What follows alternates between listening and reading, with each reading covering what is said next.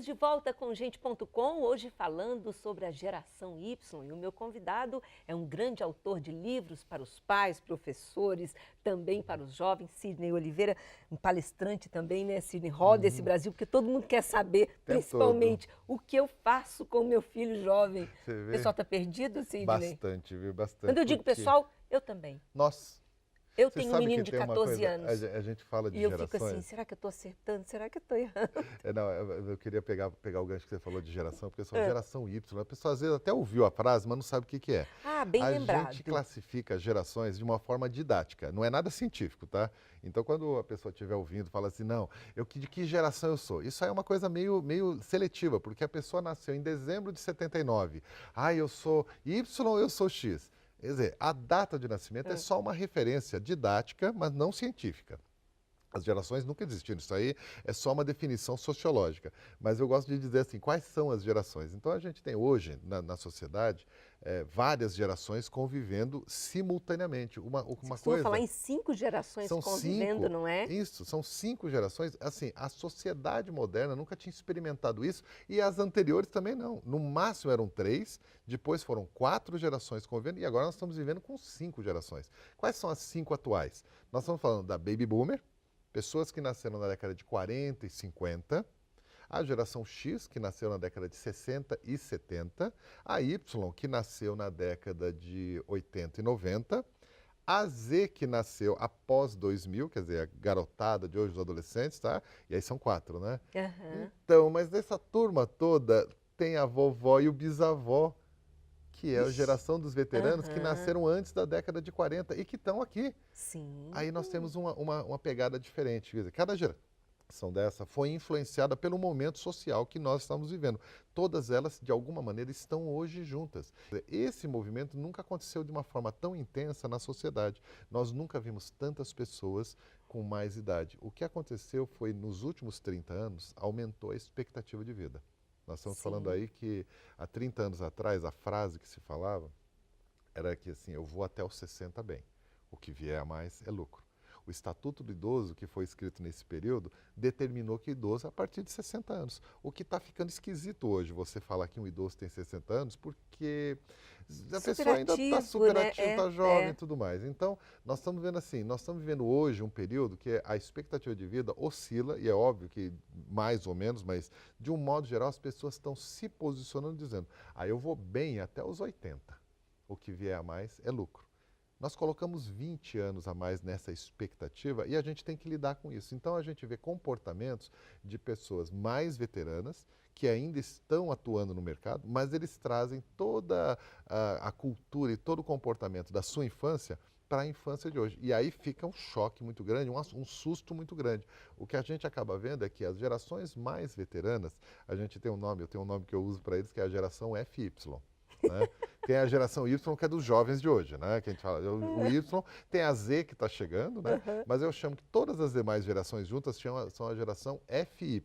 E o pessoal fala FY, o Somos quê? nós, o que que é isso? Forever Young, ou seja, é a geração que quer ser jovem para sempre. E O assim, que também é válido, mas você acha válido? Isso também pode criar distorção, mas não? não é uma Porque daí as pessoas distorção. não ocupam seus papéis como Mas é que deveriam. tá, quais seriam os papéis se O não estava papel do escrito? pai, ele é muito Mas definido. o O papel papel não do estava filho. escrito. Ninguém vivia esse tempo, então o papel não existia Mas nessa não é por época. isso que os pais reclamam muito quando eu te perguntei, e aí os pais? Eles estão reclamando muito disso, meu filho não me respeita mais. Uhum. A gente não está sabendo lidar com esse filho com tanta Aí a autonomia, culpa enfim, é dos FYs.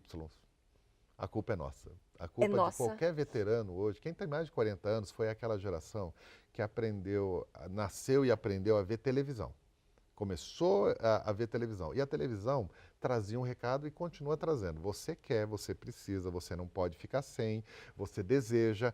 Essa geração, principalmente a geração que nasceu na década de 60 e 70, é uma geração que aprendeu a desejar com muita intensidade. Só que as famílias ainda eram muito grandes na época. 4, 5 filhos.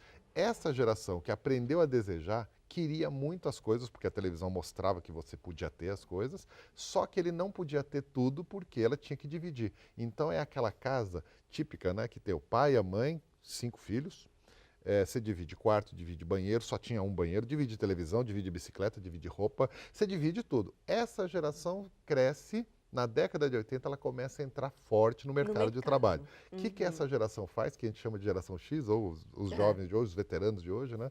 Ela entra muito forte dizendo, eu vou ter. E ela valoriza, por ter vivido muito compartilhado na casa dela, ela valoriza a individualidade.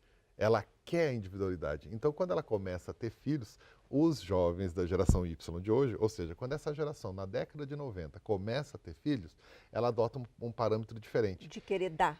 Eu não tive. Vou dar para o meu Mas filho. o meu filho vai ter. Eu não tive um quarto só para mim. O meu filho, eu vou ter menos filhos para poder dar tudo que eu não tive para o meu filho. Pronto. Aí começou um problema, porque uma família fazendo isso, outra fazendo, é normal. Agora, quando todo mundo começa nessa onda, todo mundo começa a pôr o filho na escola que não estudou, dá o brinquedo que não tem, dá o quarto que não teve, essa geração começa a nascer dentro de uma bolha, de proteção, aonde eles dão tudo. O exemplo mais típico que uma família pode estabelecer é assim, mas eu, quando eu era criança, eu respeitava meus pais. Tá bom, o exemplo que eu costumo dar. Minha mãe, quando eu era criança, fazia um prato típico lá, muito difícil, que era para mim era difícil, né? Era jiló com fígado. Não era muito fácil para uma criança jiló com fígado. Eu torcia o nariz e ela olhava para mim com amor e carinho de toda mãe, né? Engole. Engolir era a frase dela e eu tinha que engolir, era normal. Mas então, eu vou fazer um parâmetro. Termina essa Não, história, mas eu assim, gosto. ela falava engole e eu tinha que engolir, por quê? Porque era aquilo que tinha, ponto final. Hoje a gente fez o quê? A minha mãe mandava falar engole. Eu não vou ser esse tirano, essa tirana. Filho, o que você quer comer? E se não tiver, eu vou dar um jeito de arrumar. O que a gente fez? A gente inverteu a educação, colocando um pedestal, os filhos num pedestal, fazendo com que o filho, projetando no filho tudo que a gente queria e dando para o filho tudo que a gente não teve. Eu vou fazer outro intervalo e daqui a pouco a gente continua falando sobre isso. Até já.